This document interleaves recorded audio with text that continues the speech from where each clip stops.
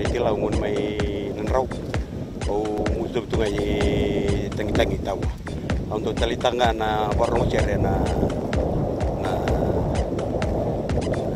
Bula FM na bantuan na sir wana na Bula FM no sorry Bula FM na bantuan na sir natang ko William Menisa ko taro po ni nila ngamain pa o untuk talitang wala ko na maro ko na Bula FM nega ko Amelia o mo direkraki o dotareta kana Bula FM na bantuan na sir Bula FM number 2 en seri.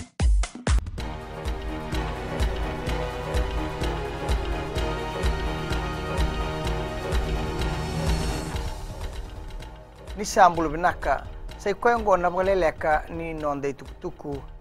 e bareta ko rote mumu kepa na ililu ni toni beisanga ni dingoma na nonda kadhibi watoto bata na leo ni bonongo menda Fijian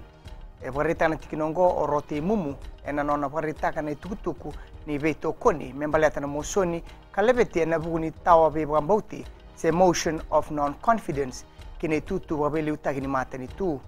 ia nduanga tikina e baretaka waya na kiana sianga manda ni dingomi na nanuma ni leoni bonua membaleta na tiki ni beisa wongo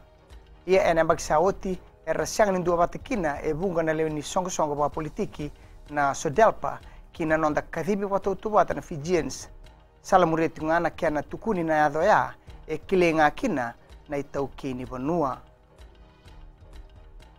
sangati ni kuona mosoni labeti mai na itoni beisanga membaleti vorenge mani marama na ililu ni matani tu ngandrebi mani toni beisanga mena lagi toka ene tutu wa prime minister o rote mumukepa na ililu ni toni beisanga ia na tikinongo e watoka na matani tu me baga lusingauna na kiana beitalno ataki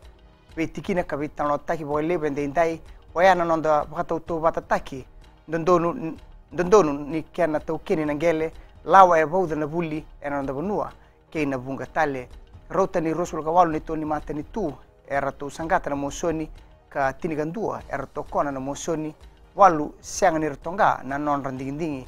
dina manda ni rongo e sona bebo saki kata baudhur tal tonga kina e loma e sona be wali leleka ka bagabun rendre e nandambi ni palimenti ni kua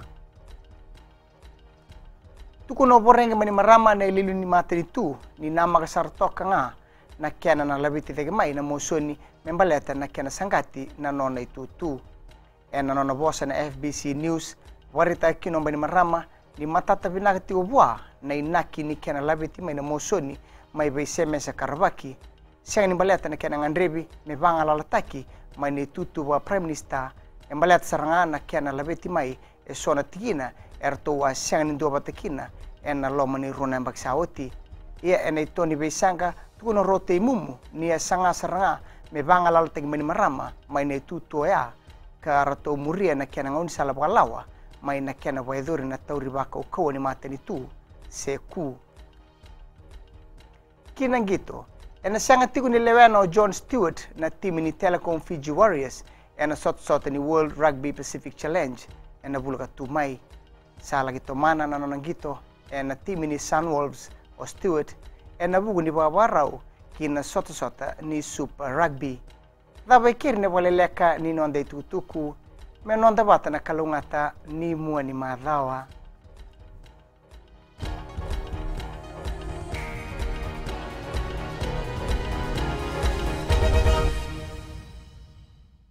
ni bula mena kana lewe viti bona makate tabua au maramani tau malam-malam nononga apa kau cari tahu yang kau atau talita kama warung hari radio video one okay tahu mai serua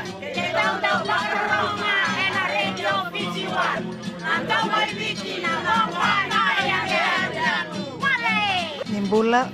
na dangolo ataratu au maramani telebu au bakiti-kiti ngai nda lebu housing au ndo waronga na radio Fijiwan ndo mo ibiti na bonga ni beyaniani na radio Fijiwan ndo mo ibiti na bonga ni beyaniani